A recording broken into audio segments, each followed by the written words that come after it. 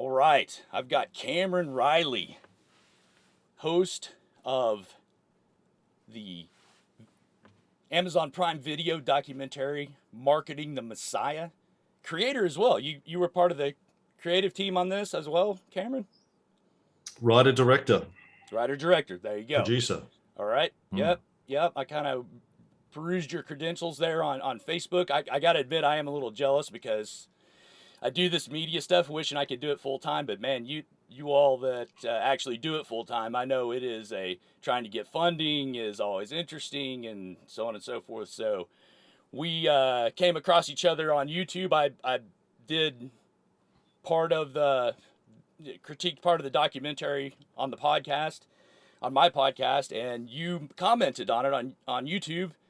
And I said, hey, let's get together and talk. And you said yes. So here you are. And I very much Here I appreciate am. appreciate you being here for this. I think my folks, it'll be good for my folks to see this as well.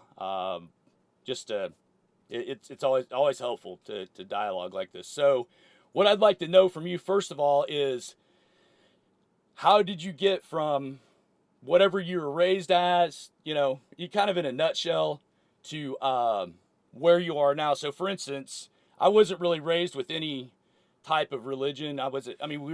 We live in America, so it's just roughly Christian, but we never really were that devoted to anything. It wasn't until college that I got saved and baptized, and then I decided that I wanted to be a pastor.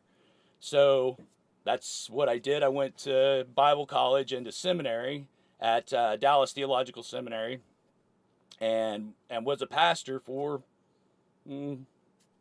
10 years or so, roughly, counting all the internships and everything. You throw that in, and I got, then at a certain point in time, I just became very disillusioned with the faith and struggled with some of the stuff you guys mentioned in the film. Honestly, just some of the things that didn't seem to make sense, didn't jive. I didn't really know what my role was in the whole thing. Wasn't making a lot of sense to me. So I bailed on all that. I went and joined. I grew up playing drums, so I was like, well, I've got to try to figure out how to make some money. So I went and joined a local classic rock band that was working. I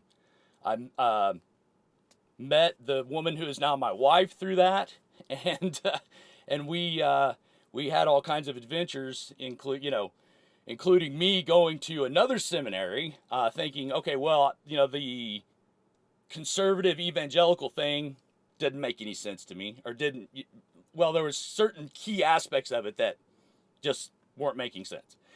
And so I thought, well, I still am interested in the Bible and religion and Christianity in particular. So I thought, well, maybe I'll try to be more, I'll go to another seminary and be a mainstream pastor. So I went to the Claremont School of Theology and studied there. And I committed myself to it. I thought, well, if I'm really going to do this, let's do it. I'm going to go atheist. I mean, all my professors there, generally speaking, were atheists. They would, self-described atheists. Some of them would say, yes, they believe in God, but that Christianity was, just one description of God or whatever, or some certain people's experience with it. So that's kind of was their flavor. But I was in the New Testament department, so we were pretty much all of us were atheists. I wasn't. I still believed in God, so I said, well, I better get on board here. So, that's when Richard Dawkins and Sam Harris and Daniel Dennett and those guys were hot back in the mid-aughts. And so I read Dawkins' God Delusion and thinking, okay, I'm going to get the real story on, how to think like an atheist. And I was astonished to find that Dawkins talks, in terms of values and what's worth pursuing and what's good and bad and everything else. And he's as dogmatic about it as any fire and brimstone Baptist preacher I ever heard. I mean, that's what it really reminded me of. It was just the flip side of the coin. He had, just as much conviction as any Christian would have about what he understood about God.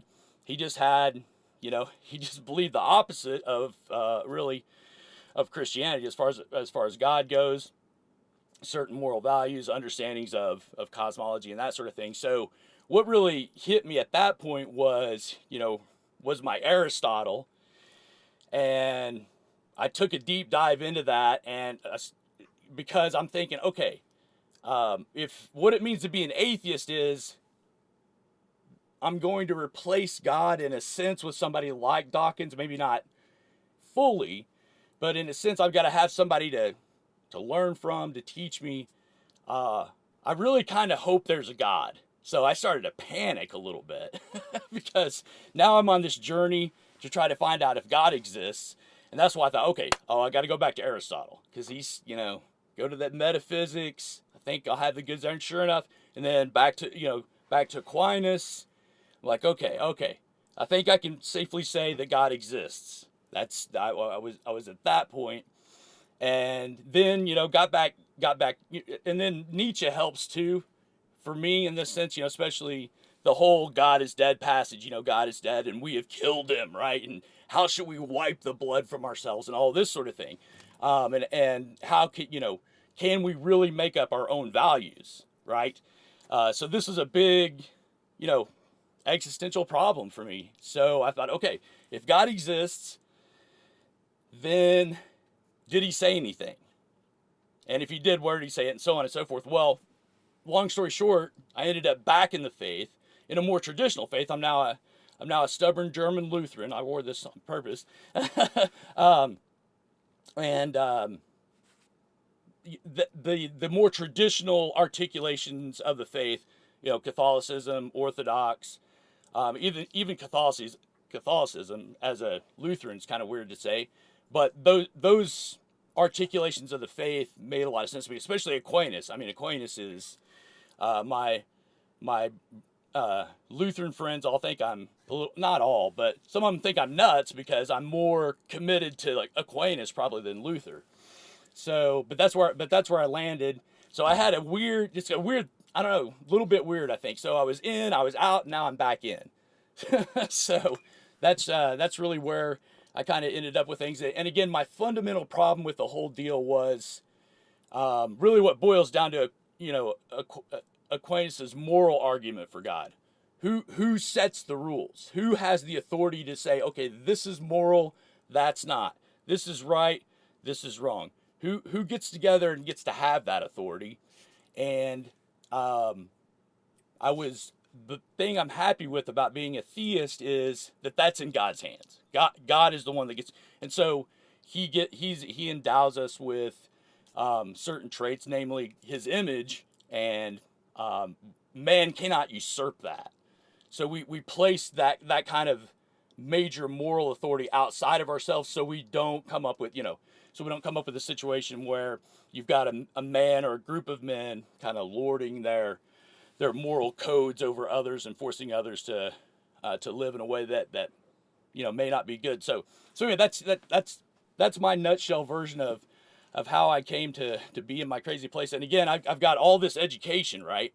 Well, all that education I had and a $3.50 will get you a mocha latte at Starbucks, right? I mean that all that education is worthless out in the real world. It's good for ministry, but I mean ministry was over for me.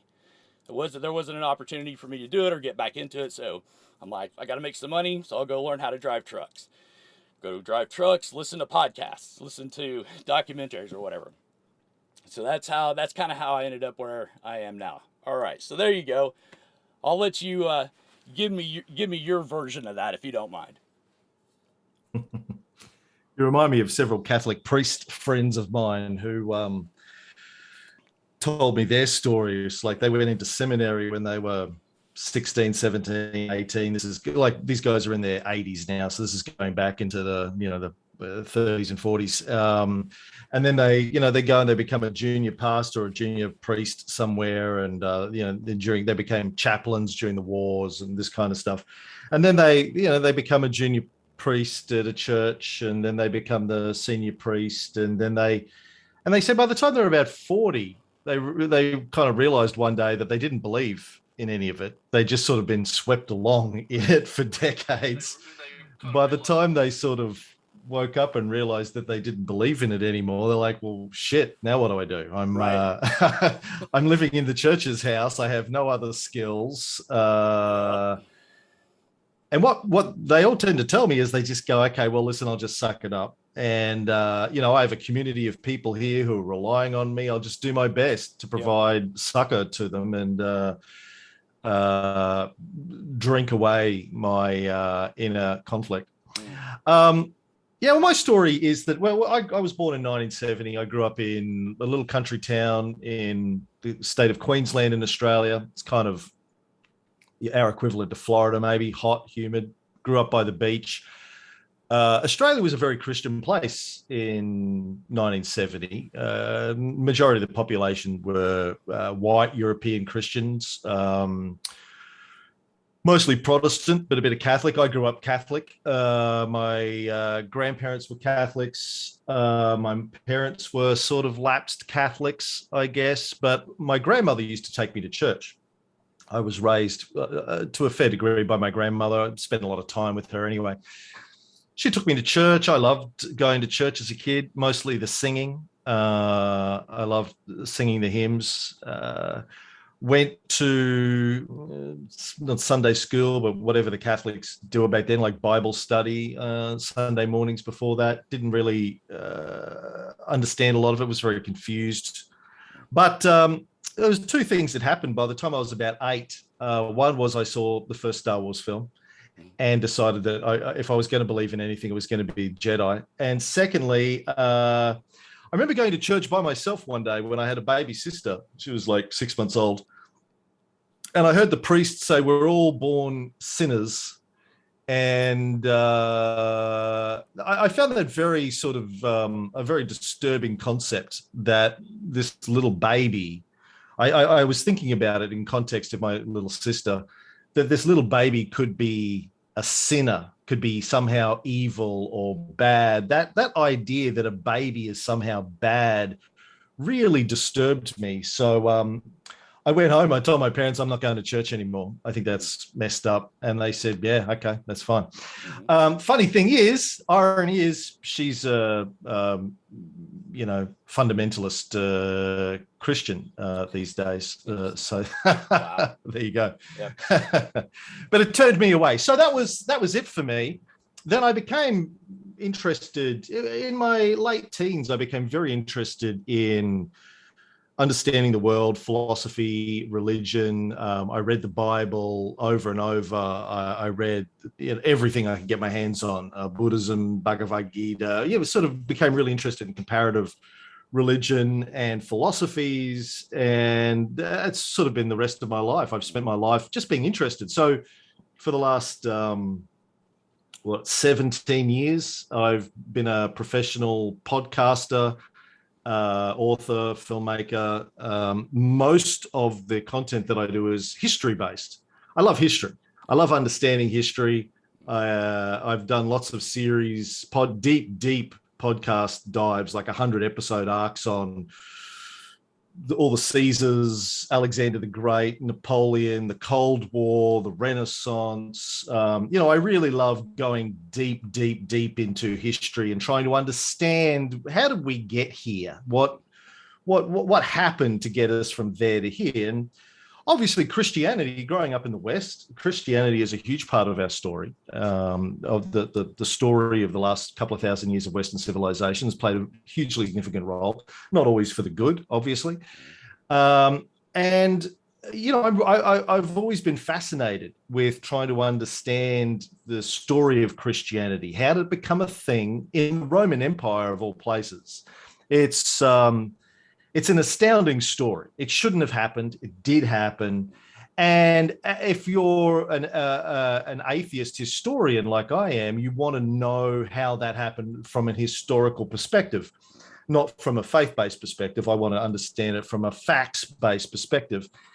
And so for decades, I've read biblical scholarship, New Testament scholarship, histories, ancient biblical history stuff. Always found it fascinating. My wife, who was raised a Mormon in Utah, always used to laugh that I read the Bible more than most Christian friends of hers and family, because I love it. I'm fascinated by it. I love it. I really get a kick out of it. But the thing that frustrated me over the years is when I try and have conversations about Christianity, the stuff that I was reading in the scholarship and in the Bible itself, my atheist friends weren't interested. They'd be like, "Oh, yuck, religion." And I try and explain, well, hold on, this is history. It's not, don't think of it as religion, think of it as history, right? You're interested in Julius Caesar. You're interested in Alexander the Great. You should be interested in this as well. It's part of history. Right. And my Christian friends and family tended to be ignorant of it as well. They weren't interested in the history of it. They're like, well, I don't really care about that. I just want to know about my scripture. I just want to know about the Bible verse today, or this, that. They would cherry pick. They didn't really understand it, and they weren't interested in understanding it from an historical perspective. So the idea behind the film was to go out and get a bunch of PhD New Testament scholars, Christians and non-believers, and try and get them to tell the story of how Christianity came to be a thing.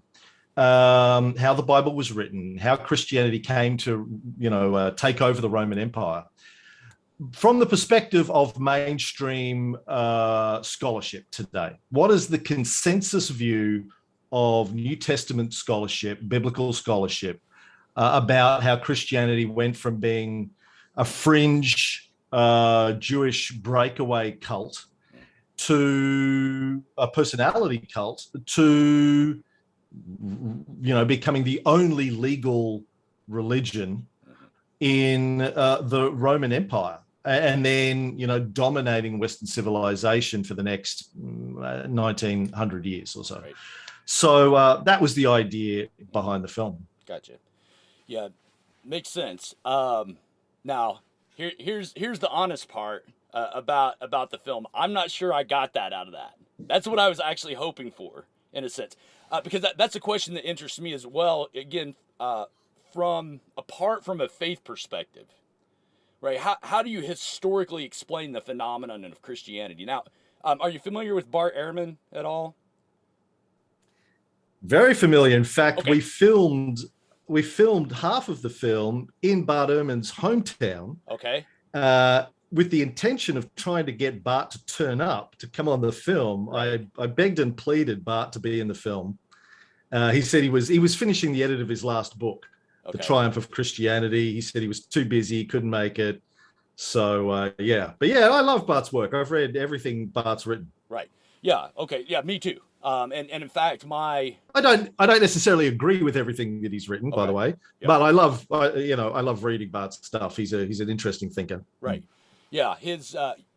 My graduate advisor at Claremont was one of his students, basically.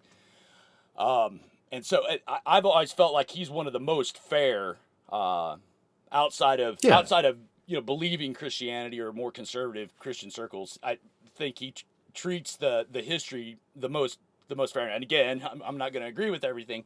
And he took a stab at, how in the world did Christianity spread the way it did? And he kind of took a stab at it, and I left dissatisfied. I can't remember the name of that particular book, but it was about how Paul, spread Christianity throughout the Roman Empire and how it eventually became legal. That's been a huge question for historians.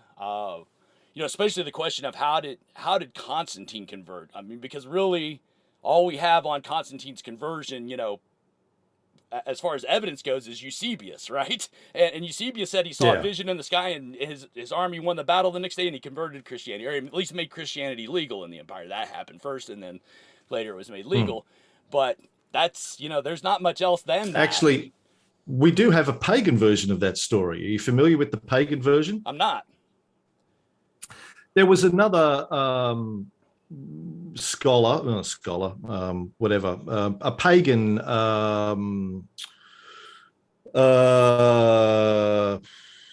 let's say scholar at the time, contemporary with Constantine, as was Eusebius. And there's a record of a speech that he gave. I think it was to commemorate the 10th or maybe the 15th anniversary of Constantine's rise to the throne.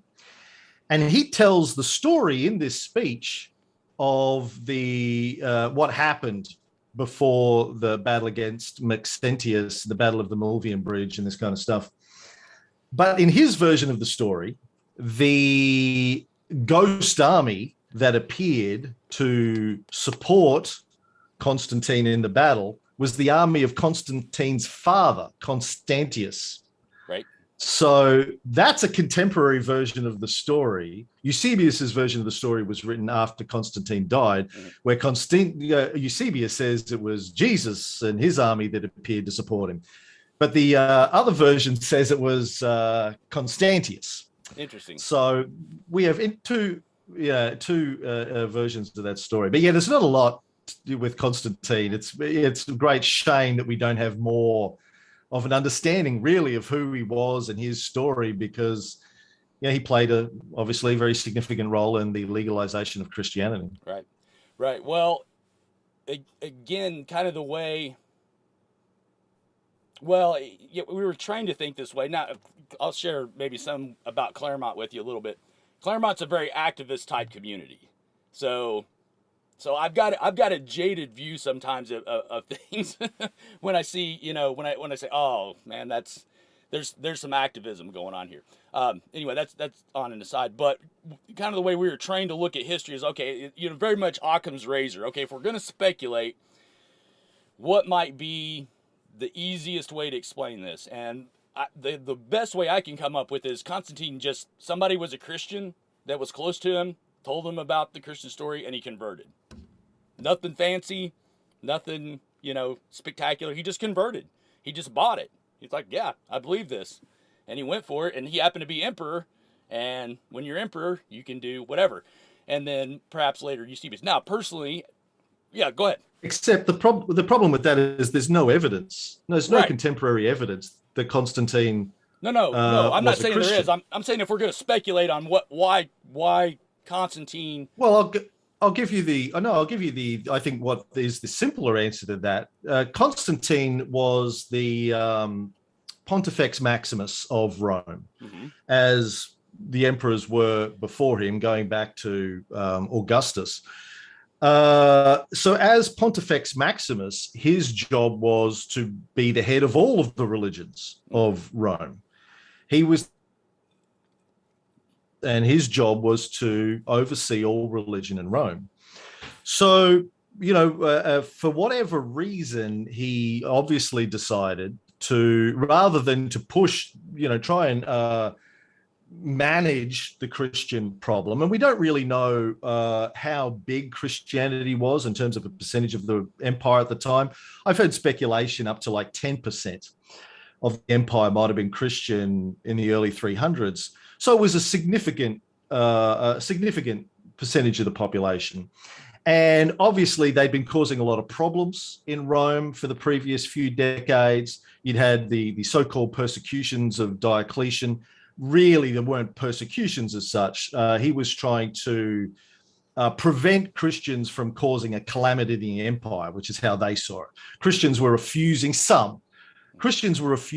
to do the sacrifices. Now, to a Roman refusing to do the sacrifices, you were inviting a calamity upon the Roman people. You're inviting, there could be a famine, they could lose wars, etc., etc. So they would say, listen, you can't do that. And there's plenty of accounts, even in Eusebius, where Christian governors would be saying to the Christians in their community, look, I don't care what you believe. Just eat the meat. Spit it out after you chew it. Burn it, chew it, spit it out. I don't really care what you do, but just go along, because we all need to do the right thing, or else, whatever God they were sacrificing to would frown upon us, Mars, etc. And some of the Christians were just straight up refusing and causing problems. And they were also interfering with sacrifices and all that kind of stuff. Anyway, Constantine comes along and goes, okay, well, I'm going to bring them into the fold, not push them out.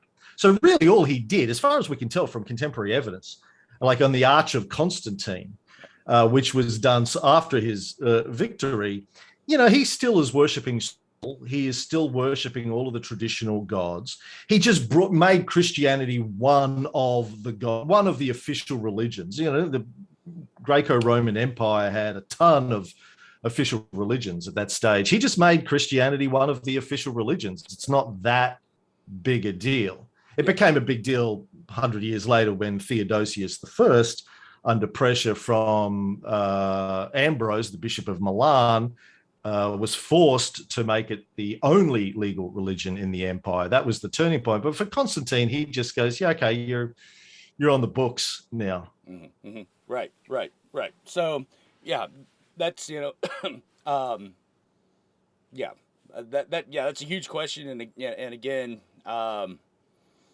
it's what was it about the Constantine and his descendants though that what happened with them that caused them to make you know uh, make Christianity the official religion of the empire and to outlaw all the others.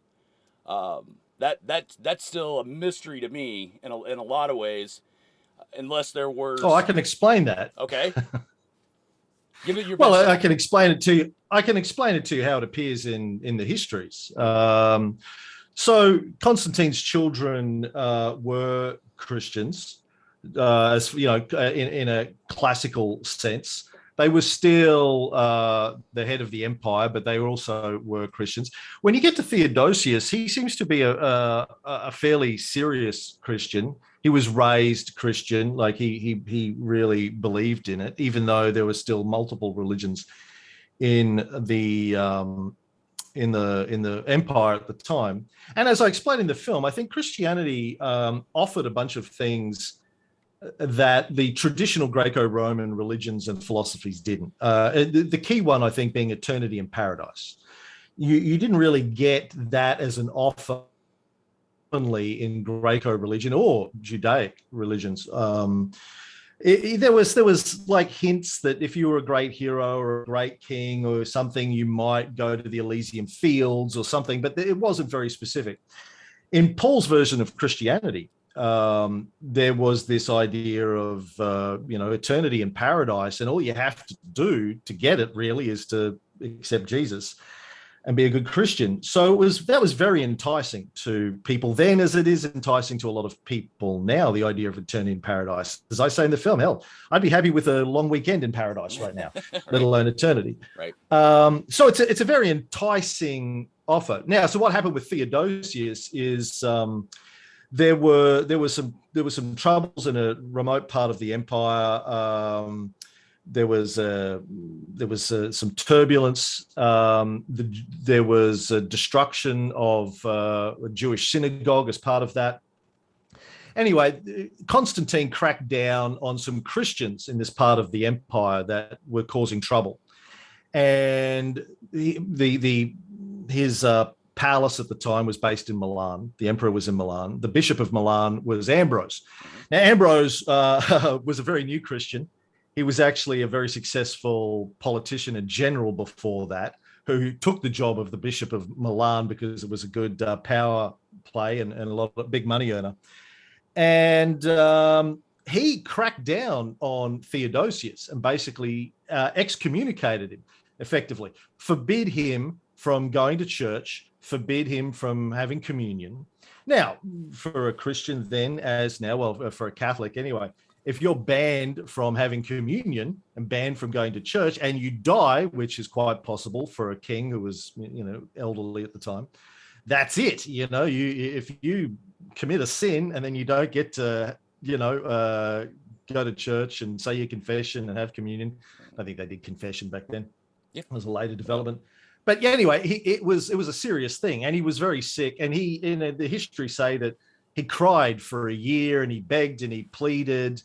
And the only way Ambrose would let him go back to church was if he agreed to make Christianity the legal religion and ban all of the other religions on pain of death, with the exception of Judaism, which was tolerated. It was as long as they didn't evangelize, their version of evangelize. They didn't try and convert people, etc., and they kept to their places. Of course, Judaism then suffered for, with constant pogroms throughout Christianity for the next 1,500 years, but it was tolerated, whereas all of the 1,000-year-old Greco-Roman philosophies, the Stoics, the Epicureans, all the other classic religions were all violently wiped out and destroyed, their temples destroyed or converted, their statues destroyed.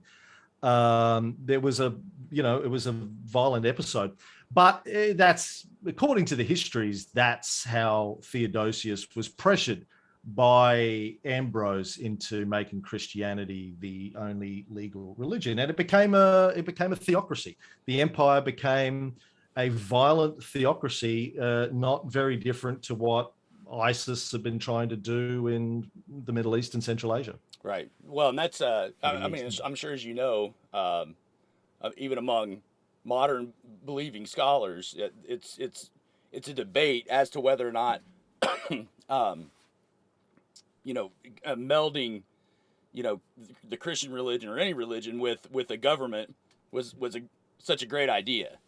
I'm not sure if it I think it did more damage to Christianity in a lot of ways than it helped it. I'm kind of on that side of things with that. But I guess what I'm curious about is what convinced Theodosius to do what he did so much that he must have been a true believer, and Ambrose convinced him that in order to demonstrate that. And I'm not sure. It's a little unclear as to why he was excommunicated. Maybe he wasn't obeying Ambrose to a certain degree. But anyway, it's it, Oh, he was punishing Christians. yeah, He was punishing Christians in a remote part of the empire for. It was in Thessalonica, I think, from memory. It's been a while since I've talked about this, but I think it was in Thessalonica. There was a riot. There was an uprising. They were Christians. He punished them, and Ambrose wasn't happy about the fact that he was punishing Christians. And there was like a mass slaughter, I think. He sent Theodosius sent the troops in to quell a riot. There was a mass slaughter. Hundreds, thousands of people died. And a lot of them were Christians. This is after they'd burned a synagogue or something like that. And he was, he cracked down. And Ambrose was like, well, listen, you're putting Jews ahead of Christians. That's not cool, dude. And yeah. you need Well, to bend. You need to take a knee. You need to bend the knee, basically. well, okay. So, right. It seems clear though that Theodosius was a true believer. Oh, he And was raised. and He was raised a believer. Yeah, right. And so, you get them when they're young, right? yeah, sometimes. In your case, no. Well, yeah. So I guess what I struggle with as being a plausible explanation was that making Christianity the official religion of the empire was a politically expedient idea, because it seemed like the empire was working pretty well the way it was. I mean, I know there were factions, there were people going off in this and that and the other direction. I'm just not so sure saying, okay, we're going to do away with all of what we've done before, and we're going to do this new thing, and that's what's going to unify the empire. I mean, if somebody thought that, I question the leadership decision there. um, Well, that would be it an turned awfully out risky thing to to do. be and it turned out to be a very bad thing for the Yeah. empire. Oh, of course, yeah. And so, And it was um, only a couple of decades after that the Goths invaded, who were also Christians, by the way. right, People tend to ignore that in history when they talk about the invasion, the sack of Rome. right. They were Christians. The Goths were Christians. They were Arians. They came in and sacked and raped and pillaged Christian Rome, Hmm. which was Trinitarian under Theodosius. Right, right. So, well, um, right. So that's all to kind of get at. You know, we're interested in how this phenomenon of Christianity became what it is today. Yeah. It's hard to say that it was just a Jim Jones type of cult. Um, that well, I guess here's another question for you on the film is I felt like really a theme of the documentary was that Christianity was created whole cloth. The version we know of today, I'm trying to make your argument back to you as best I can. The version we know of today is largely from this man named Paul, who made this whole thing up and these ideas and these tenets of the faith really from whole cloth. No, well, no. That's not exactly accurate. I mean, Okay. Paul. There were members of the. I don't want to call them Christians because Christianity wasn't a thing pre-Paul. You know, there was still Jews, and it was as I said before, it was like a breakaway Jewish personality cult or something. We don't really know. That's part of the problem. But you know, Paul obviously was trained or taught what he knew by, even though he denies it, even though he says in his epistles, I didn't get this from any man. We know that he did. We know that he was a missionary, that he had companions before he had a falling out with his companions and he was pushed out and had to do his own thing. So we know that Paul inherited some level of knowledge from the Christians that he was first hanging out with, who he knew. How much of what ended up being his theology he inherited and how much he invented himself, we really don't know, because we have nothing written down that's earlier than Paul. There's no surviving documentation about what Peter believed, what James believed, what any of the original Christian community in Jerusalem believed, the Jesus community in Jerusalem believed.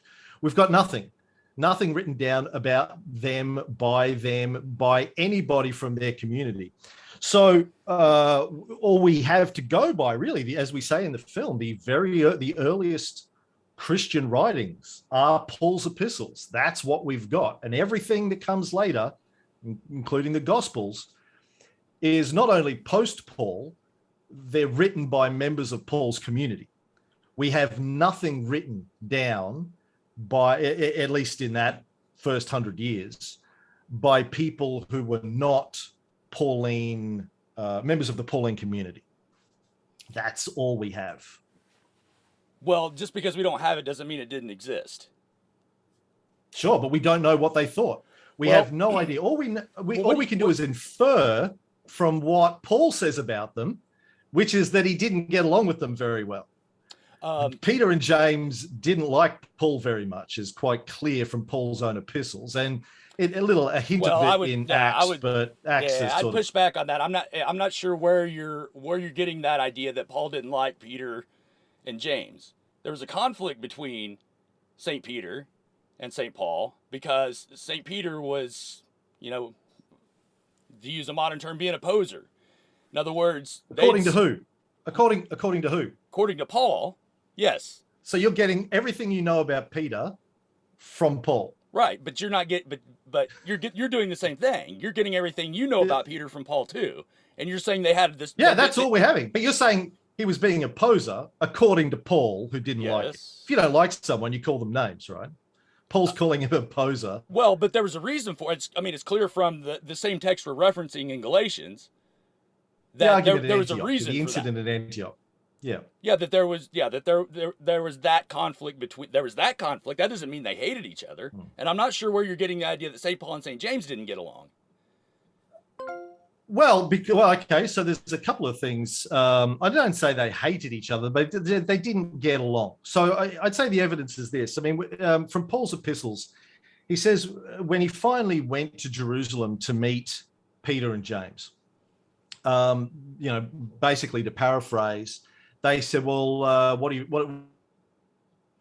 around, and I've been teaching the Gentiles, and they said, what are you telling them?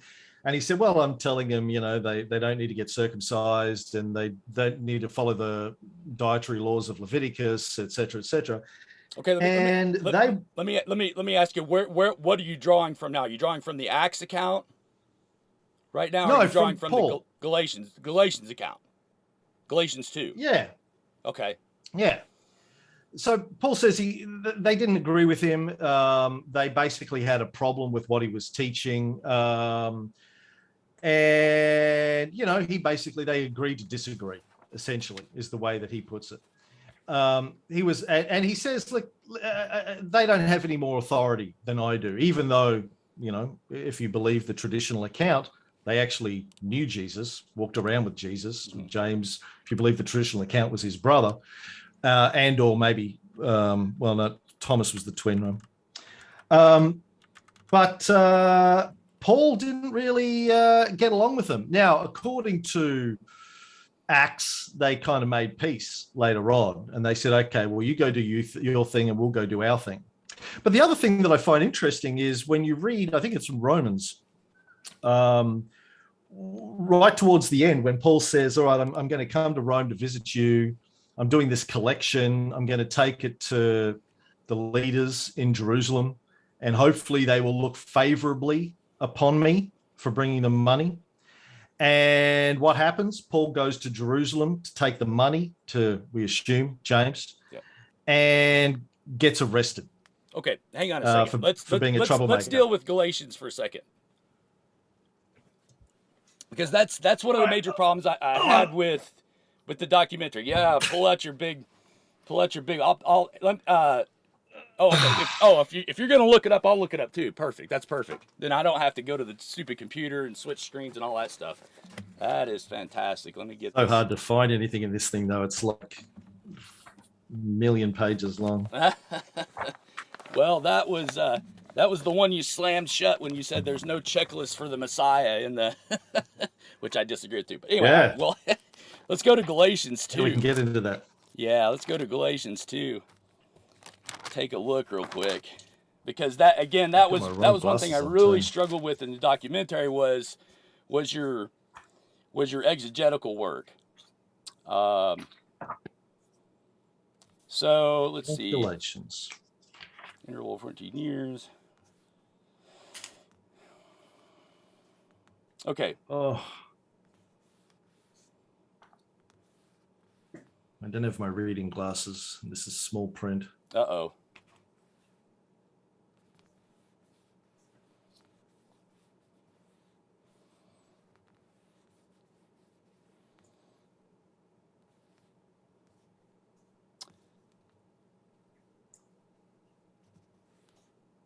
Okay, so look at if you here's I think the summary verse 9.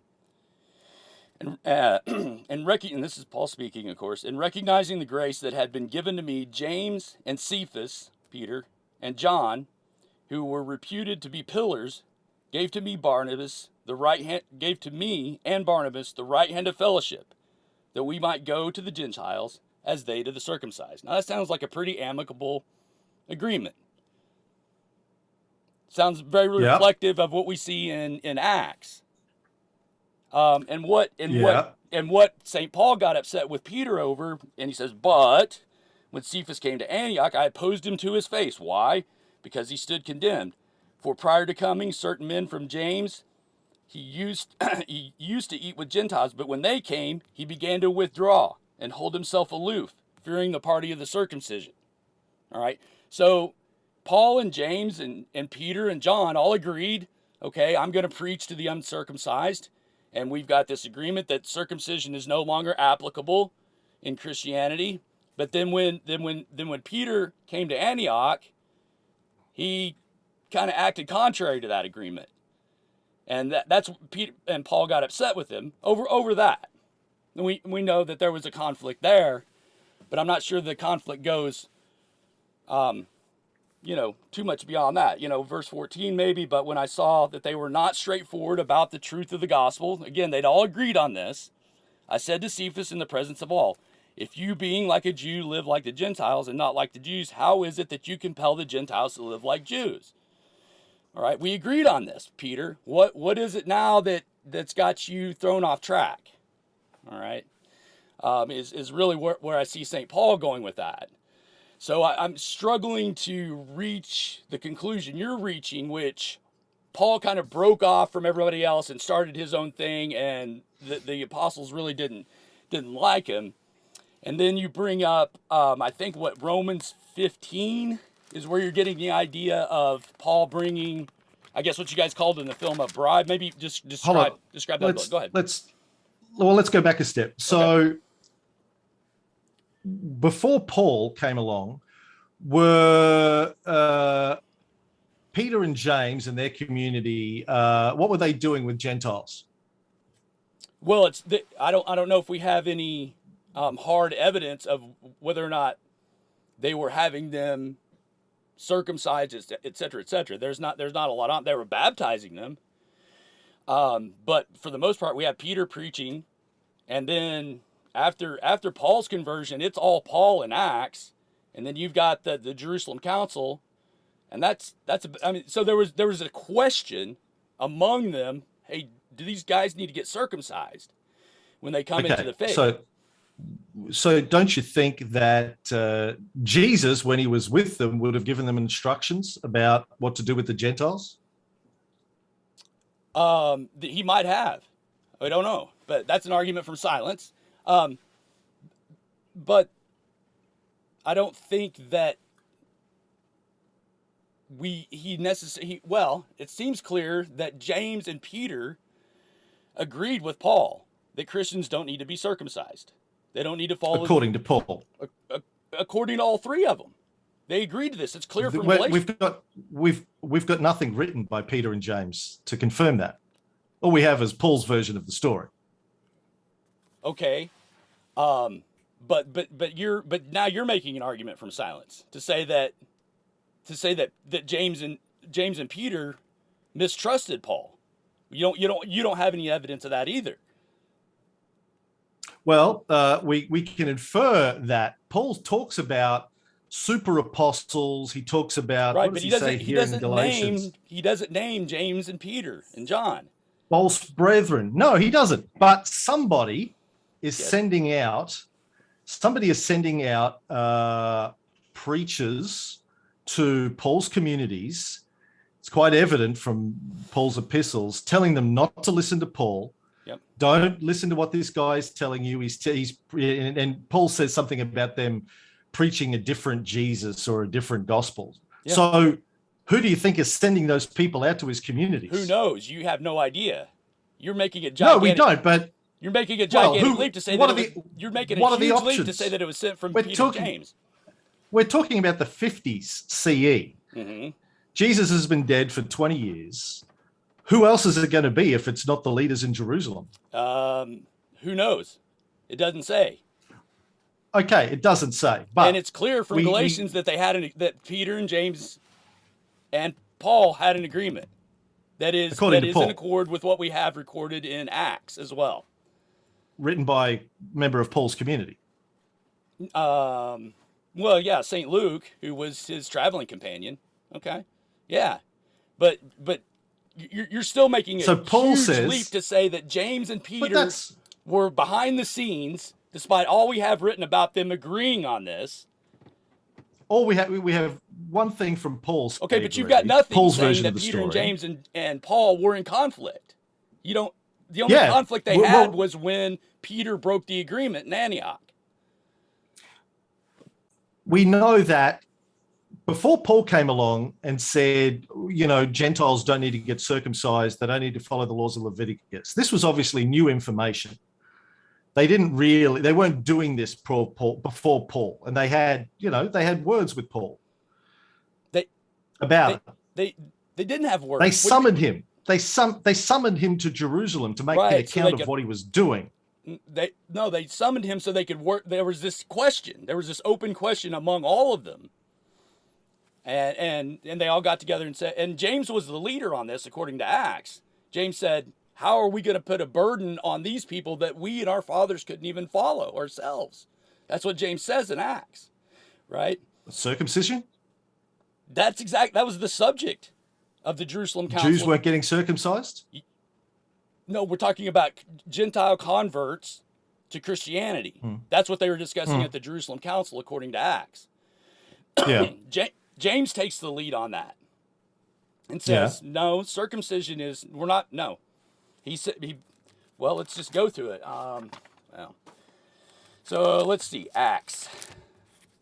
But you got to keep in mind too, Matthew, again, this is written by a member of Paul's Gentile community. Right, but you're presuming a motive on St. Luke that he wants to make Paul look good. Yes. And this is what, as historians, we try and do. Okay, we look No, at no, it's not. You don't. You don't. we look at the evidence, and then Okay. we try to infer what's going on. That's all we can do, Yeah, right? but it You're says inferring one thing. You're no. It's inferring no. one I'm not. I'm thing, not inferring anything. The text is telling me what's going on. and you're inferring that the text is authentic and legitimate and telling the truth. Okay, so I'm suggesting that members of Paul's Gentile community had an agenda to legitimize themselves. And again, Luke is written, or Acts is written after the fall, after the destruction of the temple, after the Jews have been, to a large degree, wiped out. They're persona non grata in the Roman Empire to a large extent after the fall of the temple in the late 60s. Christianity is going through a period there where it's trying to deliberately separate itself from Judaism because Judaism is on the nose. And fortunately for them, all of the original Jewish Jesus followers, the Peter community and the James community, etc., are either dead or dispersed and don't get a say in any of this, of what's going on. So what I'm suggesting is that it's a little bit hard to take seriously anything that's written by a member of Paul's community when it seems to justify Paul's actions and Paul's vision for this new religion that he was creating. right. Well, again, you're presuming a motive without any evidence. Well, the evidence is what's written. It's reading between the lines of what's in Acts, right, what's in Paul's epistles. Okay. All right. So you're reading between the lines and getting that there was this big, really what was going on was there's this big conflict between the Jewish community and what St. Paul was trying to do, and really Paul's writings and his followers were all written to cover that up. So there was a conspiracy to cover up the conflict between the Jews and Paul's Christians. Yeah, I wouldn't call it a conspiracy. It's just whitewashing. I mean, they're pitching their version of the story. Somebody would have had to got together and said, "Hey, we've got to smooth this over. We've got to come up with a thing that looks like we were all kind of together when we really weren't." Well, it's just one. It's Mark starts writing the first gospel. Matthew and Luke, again, this is mainstream consensus scholarship, mostly copy off of Mark and then copy maybe off of each other, off of the Q source. So they're building the narrative for their communities. But as I said before, Paul is very clear in his epistles that there are people going around telling his communities not to listen to him. In fact, the vast majority of his epistles that have survived are basically him trying to convince his communities why they should listen to him and not the other guys that are coming and telling them something different. So the question is, and it's a big question, you can't brush this under the rug. Who were these guys? What were they telling Paul's communities? Why did they seem to have so much authority that Paul's communities were listening to them, and Paul felt the constant need to step in and go, wait, no, I was just there. I was just there like a month ago and we were all good. And now I hear that you're doing all of this other stuff. That's not cool. Right. Well, this is going on. There's conflict in Paul's communities where somebody, and I think it's, again, getting back to Occam's razor, who was sending out these preachers to tell Paul's communities not to listen to Paul? It seems obvious that it's somebody from the upper echelons of Jerusalem. If not, who? Well, that's the question: is who are these super apostles? Who's the circumcision party? Who's in charge of these? I mean, it seems obvious to me from Galatians 2 that Peter is not in cahoots with the circumcision party. He's not secretly behind the scenes pulling their strings. And it seems clear to me also that St. Paul has no problem calling out Peter when he's in the wrong. So in Corinthians, for instance, when he's talking about the super apostles, he would have had no problem saying, "Hey, James and Peter they've gone off the rails, and they're sending out these guys, and you need to stop listening." Now, if you had that, I would say, okay, yeah, there was a big, they agreed, and then now they're disagreeing, and now there's this big battle between the two factions of Christianity. But who are the? He's not explicit about that, but he's right. talking about super apostles. He says, these guys have no more authority than I do. So obviously his communities think they do have more authority than he does. Why would they think that? Well, they were. These are the questions that we need to answer. Well, but or speculate on. But you can't. You can't. Well, why can't we? That's what we have to do. What else are we going to do? Well, we have to speculate on what was going on. Right. Well, okay. Even if you're going to go to the realm of speculation, which I'm probably a little more conservative in my historiography than you're being.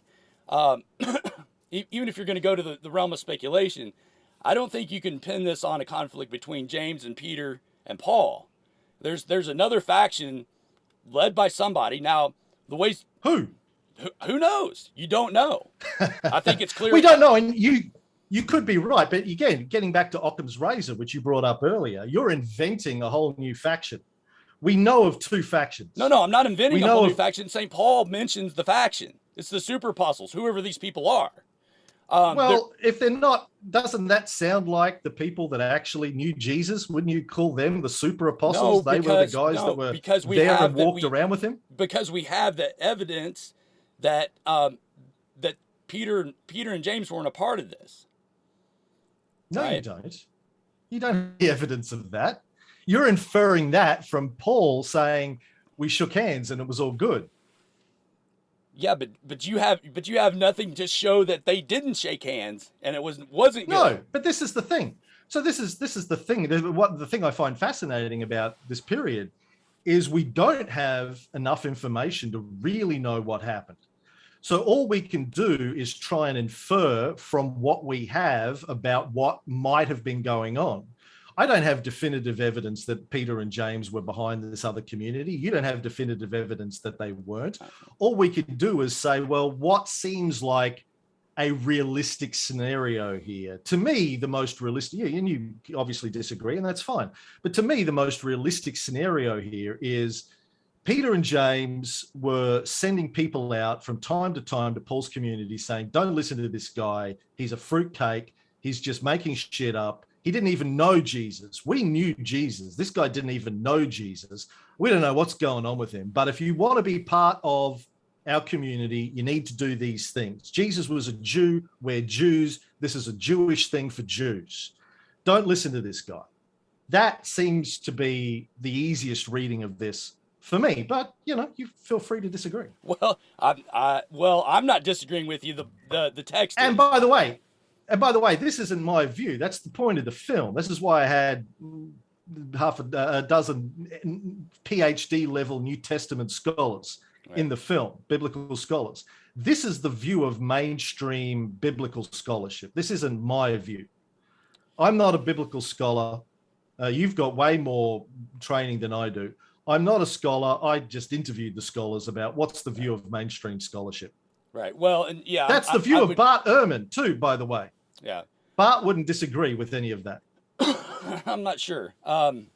Yeah, I'm not sure he would put so much emphasis on, this is Paul's version of Christianity, and Paul kind of created this out of, I don't know, because again, I didn't say Paul created it out of thin air. Well, no, I'm not saying thin air. I'm saying his version inheriting is the one, something. His version is the one that prevailed. Okay, from your perspective, but again, because as we explain in the film, it wasn't working with Jews.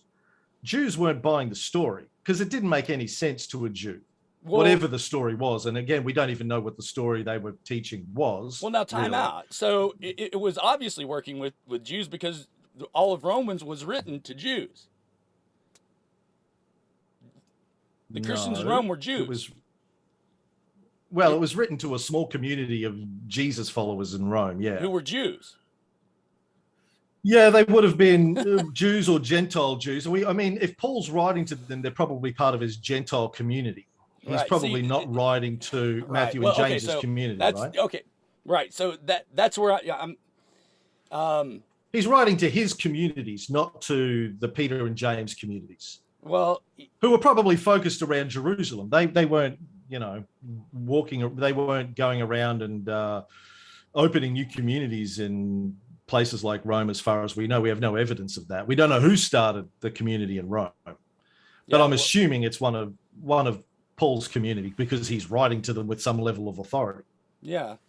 Well, so, and again, we don't have any evidence that But if, that, oh, that, sorry, of that what? well that Peter and James were these super apostles, or secretly a part of the. See, that's where it gets kind of woo woo wonky conspiracy theory, is that, well, what seems evident from the New Testament, that James and Peter and Paul came to agreed that circumcision wasn't required for for Gentile converts, but secretly behind the scenes, James and John were running these super apostles, and because who else would it have been? Yeah, that sounds conspiracy theory type stuff to me. Doesn't, because, Well, who else would it have been is the question. nobody knows it. How Paul describes them in Corinthians is the reason they were called super apostles is because they were slick tongued. They were good looking. They spoke well, and evidently Paul was diminutive of stature. He might not have been a very good preacher. He might have stumbled over his words. And these guys were slick, and they were coming in, and really the conflict there wasn't so much about their teaching, but they were trying to compete with Paul for the Christian conversion market, as it were. Now, he actually says that they're preaching another Jesus, and he mentions an Apollos too. We don't know who Apollos is. Okay, so there's okay, but so yeah, there is a faction that's teaching something different to Paul, and they're very apparently good at what they're doing. They're very convincing. Mm-hmm. The question is, who are these people and why are they so convincing? And what are they teaching? Obviously, there is something different. Right. 20 years after Jesus died, there is something very different being taught about Jesus that conflicts with Paul's teaching. Yeah. We don't know what that is. I'm assuming it came out of Peter and James's community, but it could have been something else. You're right. We don't know. Right. But it was there, and it was a big enough deal that Paul had to talk about it constantly. Yeah, well, and I'm not sure where the weight of Paul really discussing these other factions. I mean, you've got it in Galatians for sure. You've got some of it in Corinthians, but the rest of Paul's epistles are just didactic teaching for the most part. Those, while they're thematic of some books, even Galatians, you have that piece, but St. Paul's trying to set that up to talk about how this is, this is the gospel, not that. Okay, so anyway, but you could see, you would agree that it's a possibility that James and Peter were not behind the super apostles or the circumcision party. It's a possibility. Sure. Okay. Everything's a possibility. Yeah. Right. So, and I've got, I don't know. Anyway, yeah, I'm failing to follow your exegesis here. Now, you mentioned Romans. I think you're talking about, in the documentary, you're talking about this bribe idea. And you're pulling that from Romans 15, I'm guessing? I don't remember the verse, man. Okay. But well, that's what. Yeah, I'm just trying to. Well, I think one of the guys in the film mentioned Romans, and I thought, okay, well, let's see. The only thing I know in Romans where they talk about, let's see.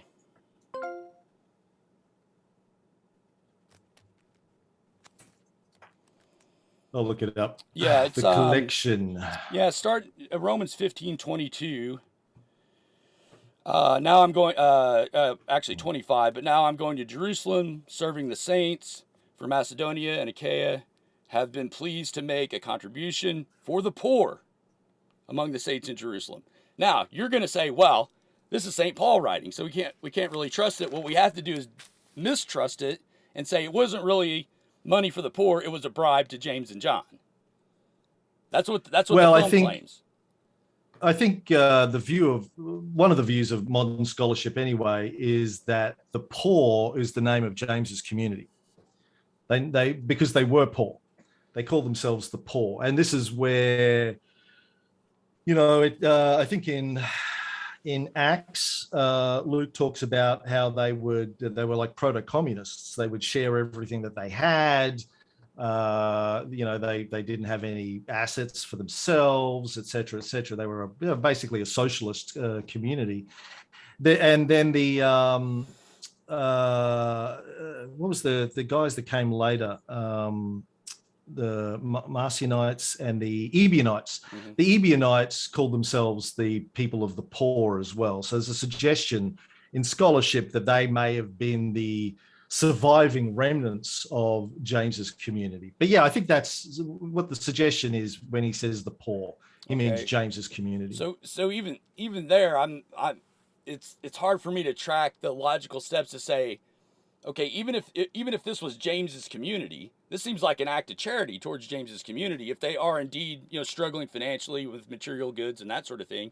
And Paul can make these collections. Hey, let's help out James here. His church is struggling, and you get that from St. James's epistle as well. That because that's one of his main themes in his epistle is that he's got people acting better than the poor people in his community. He's got evidently got some well-off people. He's got some really poor people, and he's got these rich people. In one of the verses, and I'm paraphrasing, is if a brother or sister comes to you and is cold and hungry, and you say be warm and well fed, then what good have you done, right? So I don't know if scholars are getting the idea that James had a poor community from there. I don't know. But again, well, Christianity was very much, it seems to be anyway, in the early stages, a religion of the lower classes, mm-hmm. The poor, the destitute, because again, it offered them something that basically they weren't going to get in life. They were being told, it seems, at least if we take Paul and the Gospels, that the world's going to come to an end any day now. And if you're one of the faithful, when the end of times comes, you're going to go to eternity in paradise and that kind of stuff. So it doesn't matter if you have nothing right now and your life sucks. It's brutal. It doesn't matter because the end of times is coming any day now, and you'll be all fine. Mm-hmm.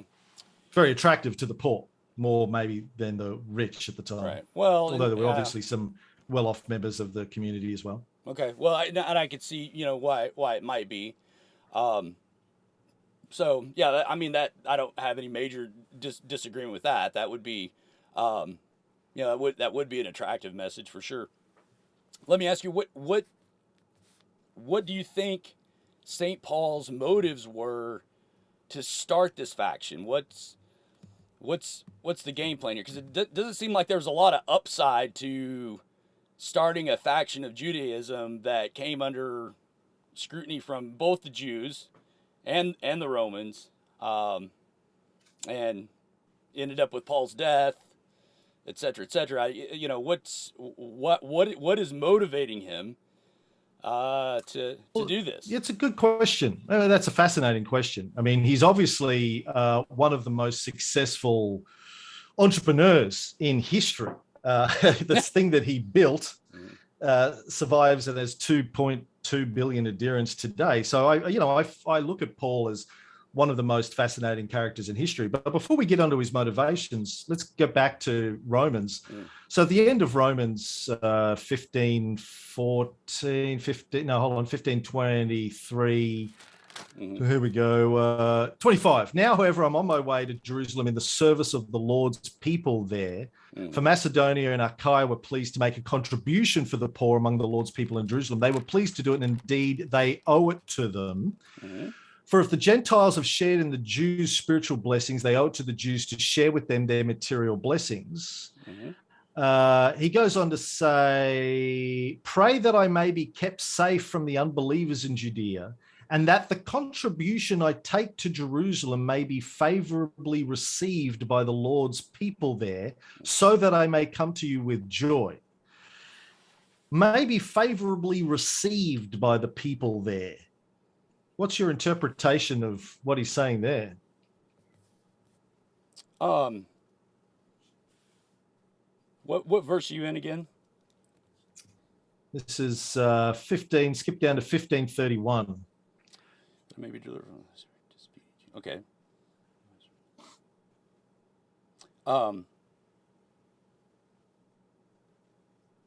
Well, I think Paul's just hoping that he's going to bring this contribution for the poor people, and that, that the saints there will be happy with the ministry he's doing.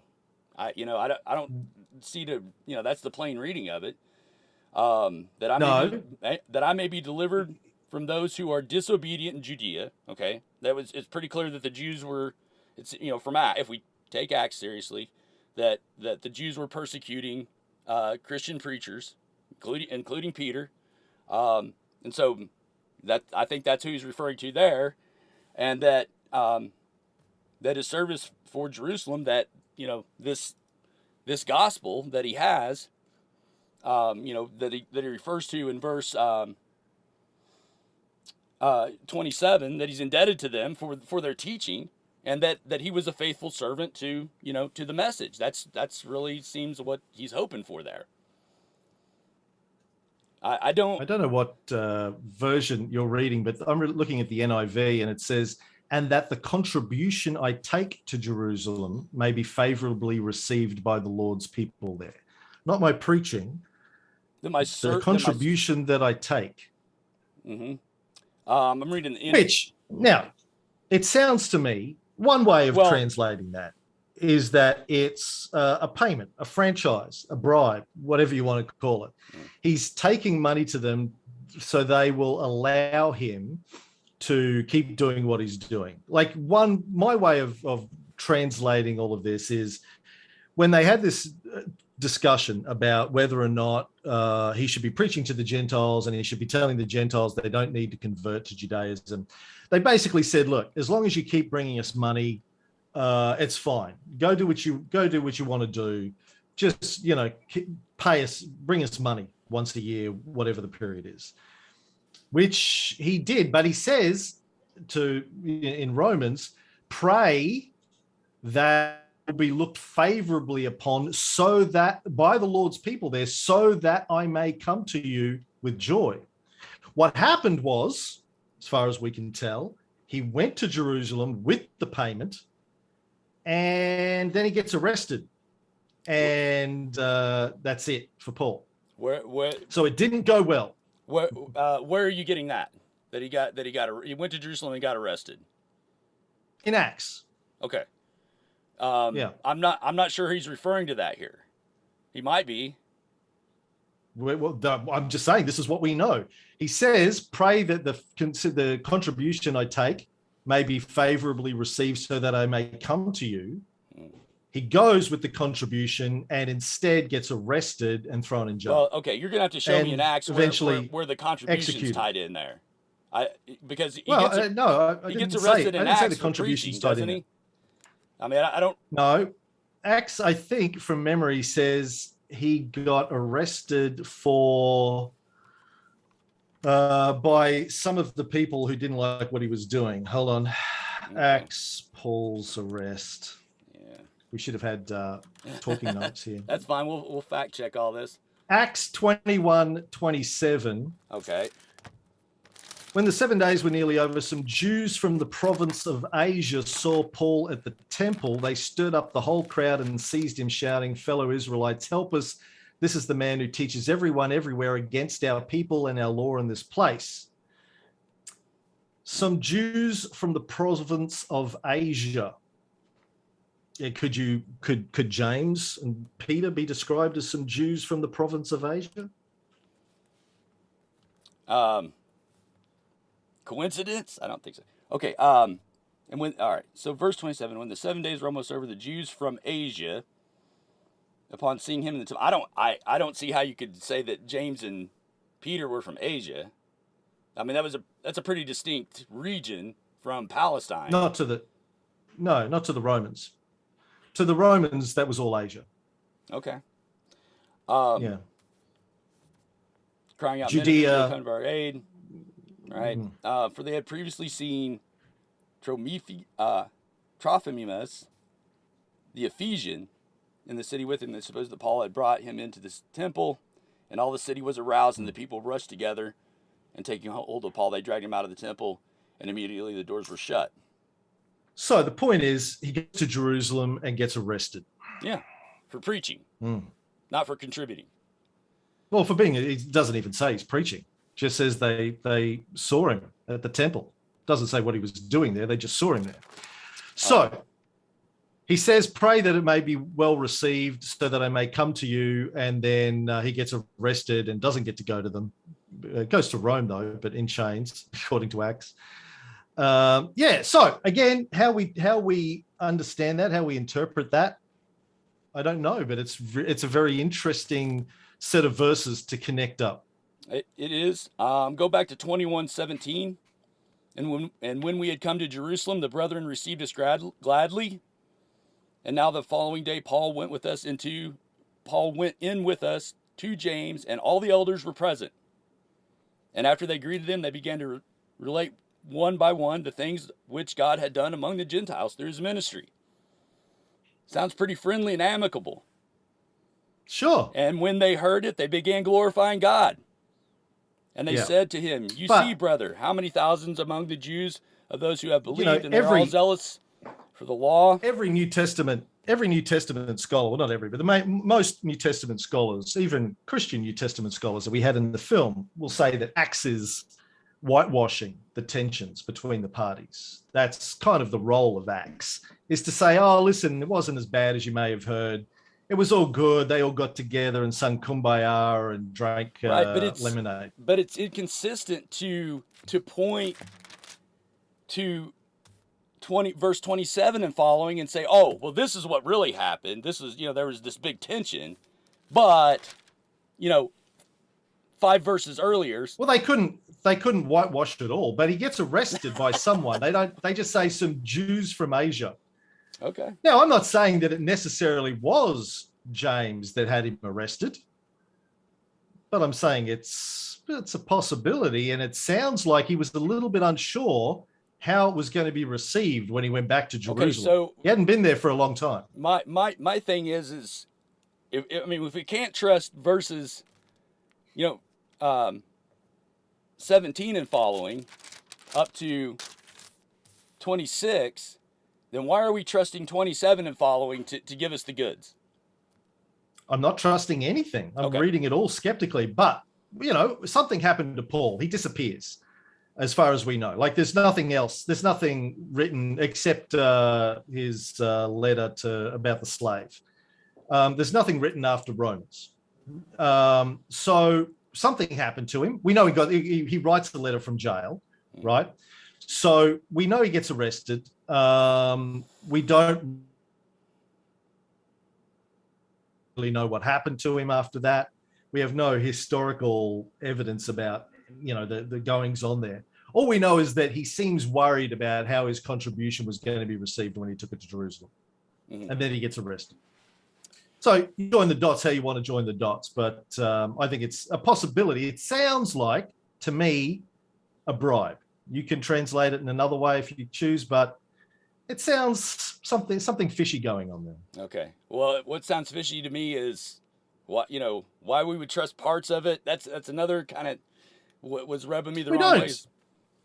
We don't trust any of it. I don't. Anyway, okay. I read it all as, these are documents, self-serving documents written by people and communities to justify what they're doing, to explain, justify. It's a narrative for the community about, how did we get here? What are we doing? Why are we doing this? Particularly, they weren't very popular when these books were being written. So, and these weren't written as books, obviously, for people to read, because no one could read. These people were illiterate. Christian communities were mostly illiterate. They were written to, to be spoken about in their little gatherings and that kind of stuff, to educate the small communities about, how did we get here and what are we doing and what's this all about? Okay. Let me go back and then if you don't mind, I want to jump to some of the stuff you guys had to say about the Gospels and whatnot. To Paul's motive again, and maybe his mindset.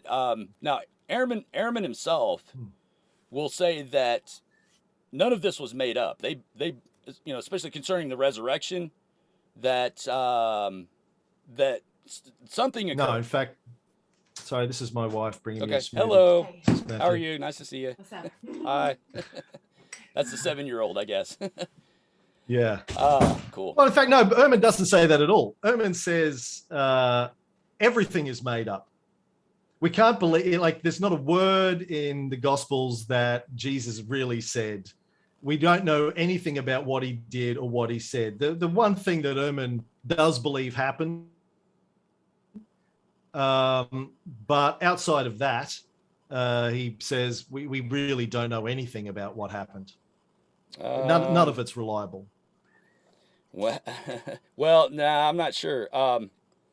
So if you've read how Jesus became God, right? I believe Yeah, it's been a while, but okay. yeah. Well, pull that back out, and I believe it's chapter 5, where he explicitly says that. So in other words, you would say that Saint Paul made this up, created this faction, and Saint Paul knew that this was all lies, what he was doing, and he was just doing this for I don't know what. No, I've never suggested that at all. Okay, so that's what I'm trying to drive at is what is motivating Paul to do all this, to take all these risks, and to basically create a new religion in the Roman Empire, which is pretty dangerous in and of itself. Doesn't seem like there was much money in it. No women. He wasn't going to get famous doing this necessarily. Right. It wouldn't have made a lot of sense. And I mean, again, if you trust what Paul wrote, he was a Pharisee. You know, he was in pretty good shape as far as his position, his status in the community, and what was motivating him to do this and throw all that out. Look, that's one of the fascinating questions, right? We really have no idea. We can speculate again. There's a range of things that motivate people. The Ebionites actually had an interesting story that they would tell. And this is, in the 2nd century. They believed their version is that Paul got kicked out of the Pharisees for sleeping with the daughter of somebody powerful. And that's and in fact, I think it happened in Damascus. There's a story about how he had to escape out of a window in Damascus. Their version of that story was, and this is a Christian community in the 2nd century telling this, that he escaped because he got caught sleeping with somebody's daughter. That Paul then, he had been, by his own admission, terrorizing Christians early on. And then all of a sudden he became an advocate of Christianity. The Ebionites had a version of the story was that he, was sort of revenge, basically. He got kicked out of the Pharisaic tribe for playing up and said, I'll show you guys, I'll go join this other thing and I'll make it successful. I don't necessarily buy that, but it's a very interesting early 2nd century story about Paul. The Ebionites hated Paul. Right. The Marcionites loved Paul. Ebionites hated Paul. But, if you look at what he put himself through and why he did it, why do people do anything? Yeah, sometimes it's for money, but quite often it's not. Quite often, they're true believers. Why do suicide bombers strap bombs to themselves and blow themselves up? It's not for the money, right? Crazy people do crazy things all the time and put themselves through crazy things. For a variety of reasons, because they're true believers. Maybe Paul was a true believer. Maybe Paul was having visions. Maybe Paul had an aneurysm. Maybe he had a stroke. Maybe he had some sort of psychiatric disorder. It's interesting, as we talk about in the film, when you read his epistles, he's obviously a man of very strong emotion. He rants, he raves, he's angry. He also writes things of beauty. He writes beautiful poetry. Had read out at several of my weddings. He writes beautiful stuff. He also says he wants he wishes the super apostles would castrate themselves. Right. I mean, he's vehement, he's angry, he's violent. He's also, so he's a very complicated character. He talks about the thorn that he carries in his flesh. There's been tons of speculation about that. Was it a disease? Was it homosexuality? Was it lust? We don't really know, but he was obviously, he had deep psychological trauma and issues that revealed from time to time in his epistles. Who knows, man? I'd love to go back in time, and people often say, if you had a TARDIS and you could go back in time, who would you hang out with? And I'd be like, probably Paul. I'd love to hang out with Paul and go, dude, sit down, pull up a stool, tell me the story. What's going on, man? How did you get here? What's going on? Because I'd love to know. And you might be surprised to find out that he was riding on the road to Damascus and he got knocked off his horse by Jesus. That might be what but again, there are like several different versions of that story in the New Testament as well that are in conflict with each other. So, which version of that story? Well, is let's not get into that. Okay. Well, again, I would encourage you go back and read Ehrman, How Jesus Became God. I think it's chapter 5 or 6, if I remember correctly, where he's going to say that we really can't honestly say that anybody he would say Paul was a true believer, that he had encounters with the risen Jesus. Is what he's going to argue in so many words. I think that's the most honest evaluation of what we have is. Well, hold on. Here's a synopsis of Ehrman's position. This is a blog post 2016 written by some guy called Resurrecting, and a blog called Resurrecting Orthodoxy. He says, when it gets right, he's talking about misquoting Jesus interrupted, and his most recent book, How Jesus Became God. When it gets right down to it, what Ehrman essentially argues throughout many of his books on Jesus is this. 1, we don't have the original manuscripts of the 4 Gospels. 2, the thousands of copies that we do have all have differences. These are called textual variants. And therefore, 3, you can't really trust anything you read in the New Testament because it is not reliable. That's basically the core thesis of most of his books. Okay, I don't think Ehrman himself would agree with that, because Ehrman. Well, I do, because yeah, that's what I got out of his books as well. I mean, so even so here's the one he wrote about how Christianity. I got all these on audio because I'm a trucker, so I listen to these. And I wish I had the hard copy, but I don't. In the triumph of Christianity, he talks about how Christianity, spread throughout the Roman Empire. Okay, but again, and if you read Did Jesus Exist? He is, that's probably my favorite one of his, because he really puts away this idea like Richard Carrier has, that the whole Jesus story is a complete myth. He completely disagrees with that, and Ehrman believes we have enough from the New Testament documents to get a really good idea of what's going on. He wouldn't discount the whole thing. He would discount some of it, but he wouldn't discount the whole thing as not lending some information to us about what went on. So I think that last bullet point there, I don't know. So let's not argue about Ehrman. Who cares about him anyway? I'm worried. Yeah. View is. I'm sorry, say that again? Oh, I said you should get Bart on and ask him what his view is. That would be. I'd love to have him on. I don't think you couldn't get him on your documentary, and you're a big dog documentarian. Yeah. So I would love to talk to Bart Ehrman. I find it was nice to sit under the teaching of one of his students at Claremont and really get some of that. It was I don't know if you're familiar with Dennis McDonald or not. I know the name. He's still at Claremont, I think, but he was my graduate supervisor there, and he and Ehrman have conflicts because McDonald's big deal is that the Gospels got their material from the Homeric writings, and he in fact he wrote a text called Christianizing Homer, is what he wrote about. So they had their conflicts, but yeah, so anyway, all right. Let me ask you about the gospel. Just Yeah. Oh, do you have? just a heads up, man. Yeah. Yeah, I've got maybe 15 minutes, and then I need to go to 15 marimba minutes. class. Okay. So. Well, I appreciate it. Yeah. Thanks for letting me know that. I think we got some good stuff in here. Let me see what probably my more burning question. The ministry of Paul was really some of my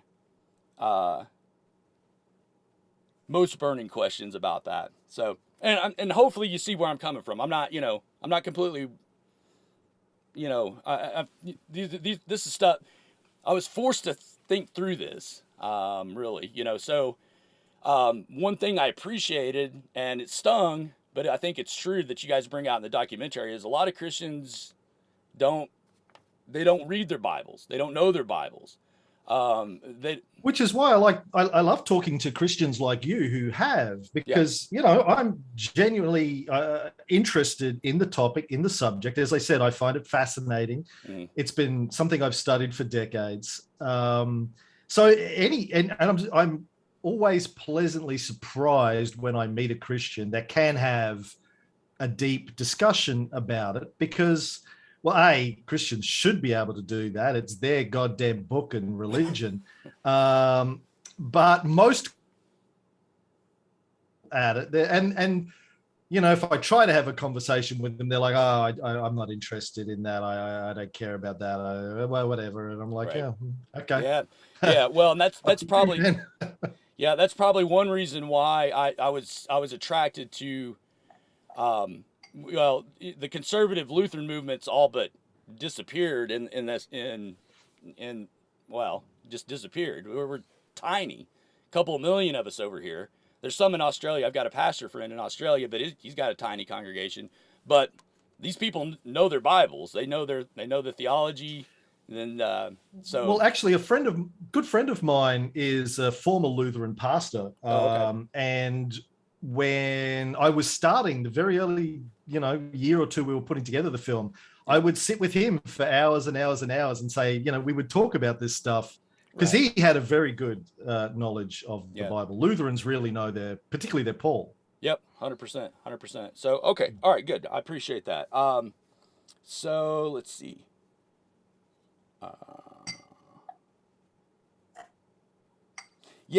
With the gospel. So there's so just a technical question. It seems like in some places in the documentary, Paul gets juxtaposed to the Gospels. So in other words, Paul's preaching something completely different than the Gospels are preaching.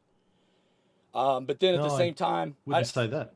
Well, because so I can't remember which scholar it was, but he said Paul's version of Christianity was law-free. Whereas, and then this is a quote from you, you say if you're not going in the Gospels, according to St. Matthew, if you're not going to the temple, you're not circumcised, you're not eating kosher food, you're doing Jesus wrong. All right. So you juxtapose really what Paul was teaching, where all those things were, those are out, and in Paul's version of Christianity, but in St. Matthew's version, this is how you do it. Well, the view of scholarship on Matthew, and we talk about this briefly in the documentary, is that Mark's gospel, that most scholars think came first, was very Gentile in its perspective, because he was Matthew seems to have been written later, and he borrows a lot of Mark's content.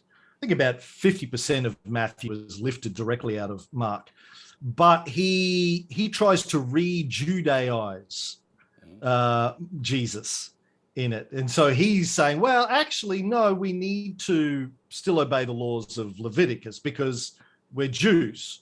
So he's trying to pull it back, which, does seem to be trying to modify Paul somewhat, significantly, I think. Yeah.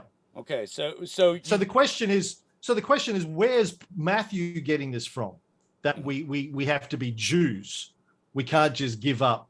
It's in Matthew, I think, where he quotes Jesus as saying, "Not one iota of the law will vanish until the end of time," etc. So, Paul seems to be part of a community that's partly Pauline, but also has remnants of this original, we assume, the Peter and James community, which is trying to keep it as a Jewish thing but modified Judaism, I guess. Okay. Well, and again, I mean, this might lend more to so your contention is that the writer of St. Matthew, and I believe it was St. Matthew.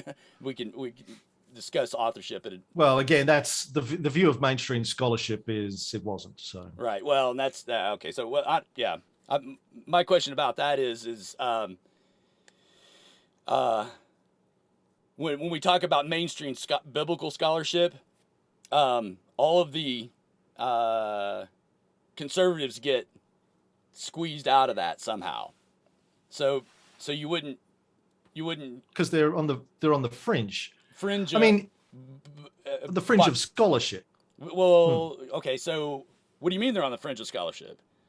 Well, if they're getting squeezed out of the mainstream consensus, then they're taking a fringe view. Okay, are you? Well, now here's the thing: is you take all the seminary professors and all the divinity school professors from across the nation, or across the world, really, and you stack them up. You're going to have more conservatives than you are liberals, way more. So I don't know what you're talking about. I'm not sure what people mean by consensus, because you take all the scholars from Dallas Seminary, all of them from the Lutheran Church Missouri Synod, which is the faction I'm a part of, the denomination I'm a part of here, et cetera, all the conservative seminaries, there's vastly many more of those than the old divinity schools or the more liberal seminaries like Claremont. So the consensus. I think the consensus is it's derived from reading what is being written about by scholars, and when they get together for their scholarly conferences, which they do every year around the world, right, what the consensus view is at those conferences about these big questions. In all of the books that are published by New Testament scholars, what the consensus view is on mark and priority and authorship of the Gospels, all of these questions, the tensions between Paul and Peter and James. There is a consensus in scholarship. And this is something that I wanted to ask you, if I can. Sure. You talked a lot in the video that I watched about facts being important. Sorry, facts and evidence being important. And one of the questions that I always have is, well, how do we know what the facts are when it comes to something like this? How do we determine what the facts are about, let's say, authorship of the Gospels? What would be your suggestion for how there are obviously a variety of opinions out there about authorship. What's the process by which we land on determining the facts of what's most likely to be true? Let's say that, because we're not going to have any definitive answer here. We just don't have the evidence. But how do we come to a conclusion about what is most likely to be true, do you think? Well, I think for one thing, you don't discount tradition. So St. Matthew's Gospel, for instance, up until modern biblical scholarship, which I would, say started in the 18th, 19th century area, up until that point, you would have been, among anybody who studied Scripture, it would have been crazy to suggest that somebody else besides St. Matthew wrote St. Matthew's Gospel. And you can trace that all the way back to, 2nd, 3rd century church fathers. All right. So that would be where the weight of evidence, in my opinion, would be, is that we this. People also believe that King Arthur was a historical figure up until 50 years ago. I mean, does that mean he was? Well, no, because we can prove that he wasn't. It's recent enough. But we can prove that he wasn't, right? But wasn't. But people believe that he was. Okay, so you're saying that tradition trumps evidence. Well, no. Well, yeah, but what evidence do you have that St. Matthew didn't write his gospel? Well, if you talk to biblical scholars today, they will explain to you all of the textual evidence for why the writer of the gospel, A, was writing in Greek, not in Hebrew, B, has copied large portions, as I said before, like something like 50% straight out of the Gospel of Mark, which if you were an eyewitness, you probably wouldn't just copy someone else's version of the story. You'd write your own version of the story. there's a whole bunch of dating references in it that suggest that person was writing after the events of the fall of the temple in Jerusalem, as is the gospel according to Mark. So it's obviously written way too late I think they tend to date Mark somewhere in the 70s or 80s that it was written by somebody who wasn't a Jew, who's a Gentile, who's writing this, not writing it in Jerusalem, writing it in, part of the extended empire. So scholarship, modern scholars have, very sound reasons for believing this wasn't written by a disciple, a Jewish disciple in Jerusalem. Okay, well, and from then Jerusalem. and then on the flip side of that, you've got scholars who will also say that there's no reason why Saint Matthew couldn't have written the gospel. So as I said before, there's a range of opinions. Yeah. How do we decide which opinions are most likely to be true? Yeah. Well, again, that's where I would put. So, why is it that this tradition was passed down? Because that's what traditions are passed down. Yeah. Well, what would be the purpose of putting a pseudonym on a gospel? I guess would be, the idea there, and not just go ahead and say, well, to tie it as close to Jesus as possible, I guess. Right. Oh no, this one was actually written by somebody who's there. And as you said, I think the first attribution to Matthew we don't get until Eusebius, and I think Eusebius is possibly even talking about a different gospel. There's some stuff that he says about Matthew that I think he actually says it's written in Hebrew, which we know this one wasn't. So there's some issues with Eusebius's you're talking about accounts. No, Eusebius is way later than this verse gets talked about, because what we have from, well, is it Eusebius? Mommy Eusebius. Who am I thinking about? Anyway, this is a quote from Papias, right? This very early, about how the Gospel of Matthew was possibly written down in Hebrew and then later translated to Greek, so on and so forth. How do we get to it? I'm not sure consensus is always the best way to do it, because again, I've got I've got this guy, right? He's a respectable scholar. You read this guy, Richard Bauckham, Jesus and Eyewitnesses. Bauckham, no. Yeah, that would be worth your time. But again, the point is there's a lot of opinions. It's a bit like talking about climate change or right. vaccines, sure, or any subject. There's a range of opinions. You can't believe all of the opinions, right? Yeah. So you have to, and I'm not qualified to decide what's correct and what's not correct. I'm not a biblical scholar. So I think the rational approach to trying to decide which of these opinions is most likely to be true is to look at where the consensus is from people that are qualified, that have a PhD in New Testament scholarship, that have dedicated their lives to studying this. And what do they say? What do the professionals, what is the consensus of the professionals in the field? Mm-hmm. And in this case, the consensus of the professionals in the field, as far as I understand it, is that the Gospels weren't written by eyewitnesses or even people that knew or had access to eyewitnesses. Okay, well, yeah, I'm not. You're obviously free to disagree, right? But you have to. I think this comes down to your own personal epistemology. Yeah. Like you have to have some sort of a framework for thinking about who am I going to believe in this case and why am I going to believe them? Am I just going to believe the opinions of the people that agree with me, that make me feel good, that align with my pre-existing cosmology, view of the world? Or am I going to be fact-based? Am I going to be evidence-based? Do I care about facts and evidence or not? And this is the question I often have with Christians. Like, do you care about evidence? If you don't, then none of this matters. Don't watch the documentary, don't read books, doesn't matter. Just make up whatever you want, believe whatever makes you feel good, right? Doesn't matter.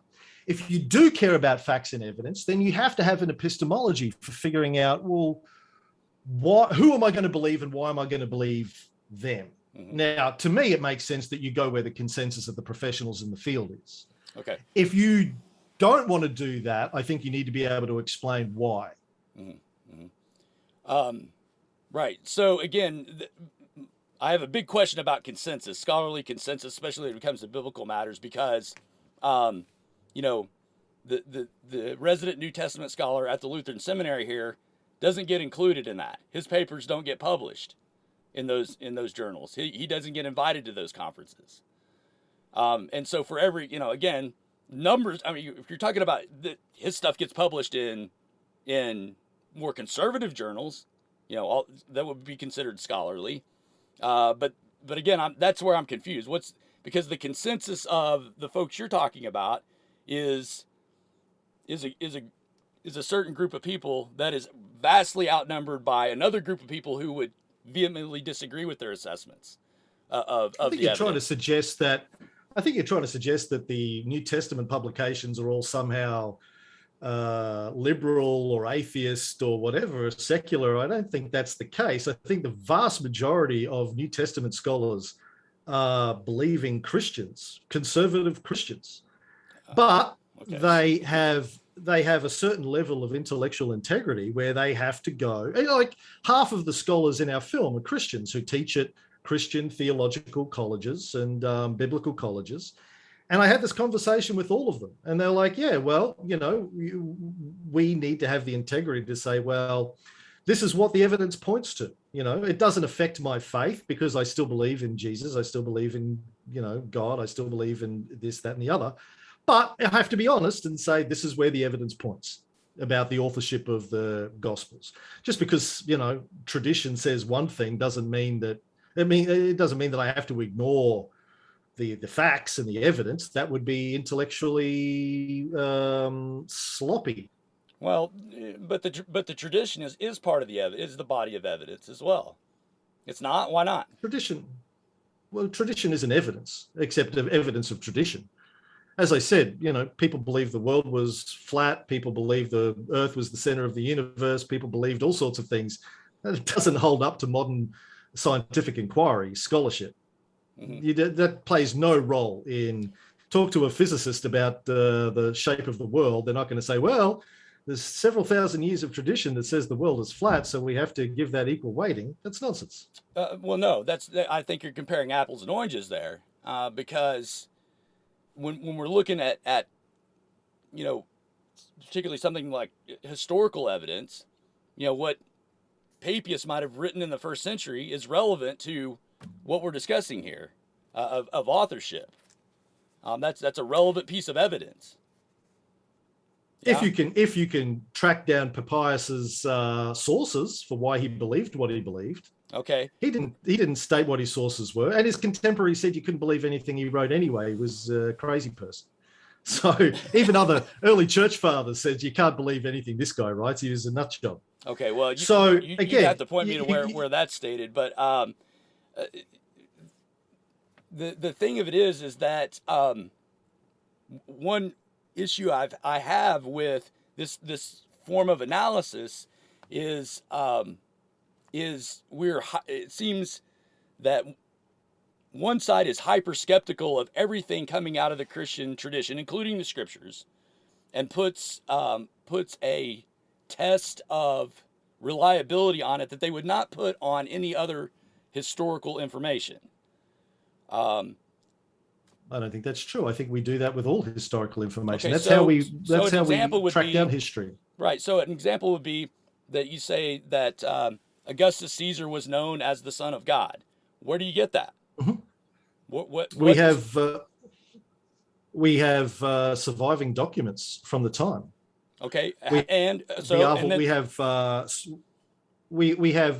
surviving texts from the Arval Brotherhood that call in things like that. Okay, and what's the earliest text we have of those? I don't know, man. You'd have to get me and I'd dig back. But scholars when they look at these things are looking at the authenticity of them, even if they survive, even if they were written later. Is there any reason to believe these have been modified in any way? In terms of the Augustus stuff, yeah, I don't know. I'd have to go back and dig through my records, but like there's no doubt in the minds of historians that Augustus existed, because again, we have contemporary evidence that he existed. We have coins with his likeness on them and sure. the date. And, we have references in the historical literature to what he was called. And perhaps it's even in the Res Gestae, his own last will and testament that was inscribed on the walls all across the empire and is still inscribed on a wall in Rome today, just across from the mausoleum of Augustus. But yeah, so like Christians often try and pull this thing about, well, evidence for Julius Caesar, evidence for Alexander the Great. Historians are just as critical when they're assessing these things as they are of Jesus. We have far more evidence for the existence of Alexander the Great or Julius Caesar or Augustus than we could ever hope of having for Jesus. The criteria is just as harsh. You only have that if you take all of the materials we have from the Christian tradition, including the scriptures, and you put them aside and say these are not reliable. No, we don't.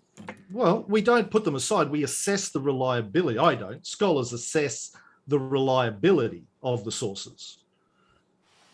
That's what we have to do. What else are we going to do? You either trust them completely, or you take a skeptical view and try and assess the reliability of our sources. That's what historians do. Like I do. I've done lots and lots of podcasts on Alexander the Great, Julius Caesar, and all these Caesars, and this. Whenever I'm talking about it, I say, well, look, the earliest sources that we have say this. However, we have to think about the context in which this was written, the political context of the time, the agendas of the authors, who they were saying bad stuff about Caligula and Nero. Well, that's because they were written under the rule of Vespasian, and it was a change of regime, and they had to write negative stuff about it. So we're always trying to assess the historical reliability of these documents. We don't go, well, they said it, so therefore it must be true. That would be inane. No one except Christians do that. No scholars treat historical documents as if they're facts. We look at all of them as documents written in a place and a time by a certain people with a certain agenda. And then we try and figure out what might have been really going on based on what we've received. Right. It's kind of the job. Yeah. Right? And again, I'm not, you have to discount a lot of documents and a lot of sources from Christianity to get to the point where you say we've got more evidence for X historical figure than we do for Jesus. You've got to discount. We've got coins. We've got coins with Julius Caesar's face on them. We've got coins with Alexander's face on them. Mm-hmm. We've got hard stelae, inscriptions in stone from Babylon from the 4th century BCE saying Alexander from Macedon was just here last week. Yeah. So we have far more history. It's like we've got Julius Caesar's own writings. We've got Cicero's writings about Julius Caesar, a contemporary who knew him, who was a friend and an enemy. And he writes also about Augustus. We've got way more, tons more. And in fact, I got to tell you, this is how I originally got into studying Christian history. I was probably about 20. And I was having lunch with a Christian friend of mine, and she said there's more evidence for the existence of Jesus than for any other figure in history. And I said, what, more than Adolf Hitler? And she said, well, no, ancient history. I said, more than Julius Caesar? And she said, yes. And I was like, you're tripping, dude. When you say more evidence, you're talking about what you would term reliable evidence. So archaeological evidence, or primary accounts, first-hand eyewitness testimony, primary testimony that's considered reliable. Yeah. Well, and again, if you put the scrutiny on, firsthand, quote unquote, firsthand, contemporary writings about whatever ancient historical figure that you put on the documents from ancient Christianity, again, you say, okay, well, we've got... That's what scholars do all the time, Matthew. Okay. That's absolutely what historians do. Mm-hmm.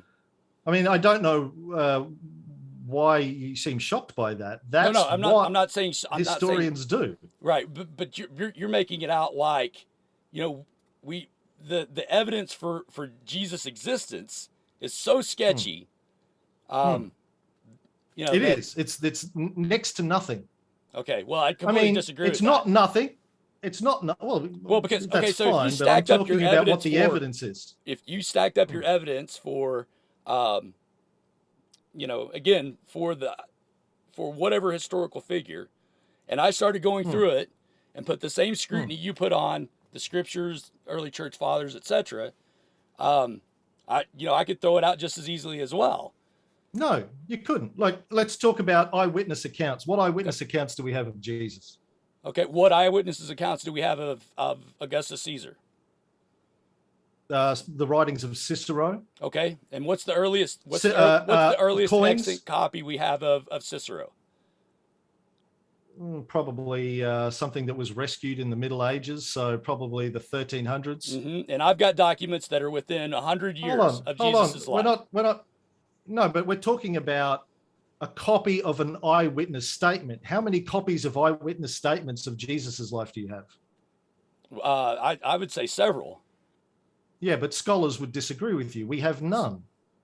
Um, We don't have a single. We don't have a single eyewitness testimony. We also don't have a single contemporary testimony of somebody who was around when Jesus was around and said, "Oh yeah, I heard about this Jesus guy. I didn't see him, but he came through the town yesterday and caused a big hullabaloo." Not a single eyewitness account, not a single contemporary account, not a single archaeological account. Like, there's no coins, there's no things carved into walls, paintings on walls, paintings themselves, sculptures, all of which we have for Caesar and Julius Caesar, Augustus Caesar, Alexander the Great, etc. So this is what I'm talking about in terms of the caliber of the evidence, primary evidence for the the existence of these people. Jesus, we have nothing. The first thing that we have is Paul, who by his own admission never saw Jesus, didn't know Jesus. All he's got is secondhand accounts. He heard from other people about Jesus. That's the closest thing that we have to an account of Jesus. I mean, and Paul, as I said before, as a reliable source, is dubious to say the least. But even he was just getting it secondhand. And he's not very specific about when Jesus lived. He doesn't date Jesus. He doesn't date his death. He doesn't date his birth. He doesn't date his life. He has nothing to say about what Jesus did in his life. He says he was born of a woman and he was crucified. That's it. We don't know. He doesn't tell us anything about what Jesus did or said. he does. 100% he does. All right. Well, I got to go, man. Okay. Let me get got to you go to a this. marimba class. This is okay. I know you got to go. I got to go. But I'm saying, hey, this isn't my view. This is the view, the mainstream view, the consensus view of New Testament scholars. You have an issue with it, go write a book, man. Take it up with the biblical scholars. It's not my view. I made a film representing the view of the biblical scholars. Take it up with them, Matthew. Yeah. Well, I'd say you left out some. Next time, grab some scholars from Concordia Theological Seminary and Dallas Seminary.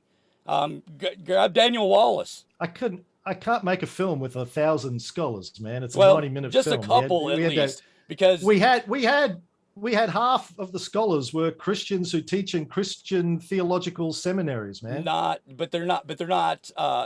They would not hold to the kind of scholarship that I'm talking about with something like a Dallas Seminary. They're expressing the views of the consensus scholarship. Yeah, well, and again, so if your scholars are outside of the consensus, that's fine. But I was interested in portraying the consensus view of scholars, not fringe views. I'm not going to make a film on the physics of the earth and get flat earthers on there. They're on the fringe. It's fine. They can be on the fringe. But if you're doing a film about the consensus view, I didn't invite theologians in because it's not a film about theology. It's a film about history. And I didn't invite people with extreme fringe views because it's a film about the consensus view of New Testament scholarship. Right. Well, and what you're calling fringe views is the overwhelming majority. It's not. It's not the consensus view of scholarship, Matthew. Okay. All right. Well. Well, you have to give this some thought, because the amount of seminaries who would have scholars in them who would back me up are way outnumber. Well, Huh? go make your own film. Go make your own film then. I told you what my film was Okay. for, what Well, it was about. You disagree. No, I do. That's fine. And You're well, free I to do just that. I just question your definition of consensus. It's not my definition of consensus, Matthew. It's the view of biblical scholarship that's the consensus. And I would I would say you've got a very narrow view of. It's not my view, Matthew. It's the view of biblical scholarship. No, you've got a narrow view of biblical scholarship. Your view of biblical scholarship is right here, and I'm saying it's out. The biblical scholarship is out here, right? Well, okay, I think we're going to agree to disagree on that. I really Okay. am 15 Fair minutes enough. late. Hey, listen, Cameron. I have to go. I'm going to let you go. I again really appreciate you talking to me. Maybe we can do something in the future as well on something very specific, like biblical consensus and scholarship or something like that. I really enjoyed it. I would love to be on your podcast sometime if you would have me. I don't know if I would, be anything of interest to your audience or whatever. But crazy Christian who believes that St. Matthew's gospel was written by St. Matthew on this podcast, whatever, So I know my folks enjoy it when I get an opportunity like this. So anyway, I very much appreciate it and the time, and have a good day with your family. Thanks, mate. You too. Cheers. Okay, buddy. Take care.